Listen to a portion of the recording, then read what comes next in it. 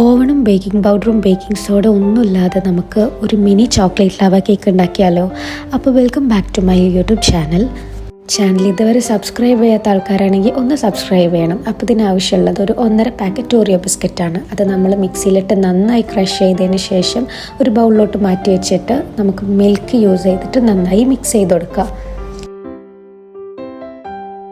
ആ ഒരു തിക്ക് കൺസിസ്റ്റൻസി മാറുന്നത് വരെ മിക്സ് ചെയ്ത് കൊടുക്കുക. പിന്നെ ഇതിന് മെയിനായിട്ട് ആവശ്യം ഇഡ്ഡലി ചെമ്പാണ്. അപ്പോൾ ഇഡ്ഡലി തട്ടിലോട്ട് ഓയിൽ അല്ലെങ്കിൽ ബട്ടർ യൂസ് ചെയ്ത് ഒന്ന് ഗാർണിഷ് ചെയ്ത് കൊടുത്തതിന് ശേഷം നമ്മുടെ ബാറ്റർ ഫസ്റ്റ് ഒഴിക്കുക. അതിൻ്റെ സെൻറ്ററിലായിട്ടൊരു ഡാർക്ക് ചോക്ലേറ്റിൻ്റെ ചിപ്പ് ഇട്ട് കൊടുക്കുക. അതിൻ്റെ മുകളിൽ ഒന്നും കൂടെ നമ്മുടെ ബാറ്റർ ഒഴിച്ചു കൊടുക്കുക.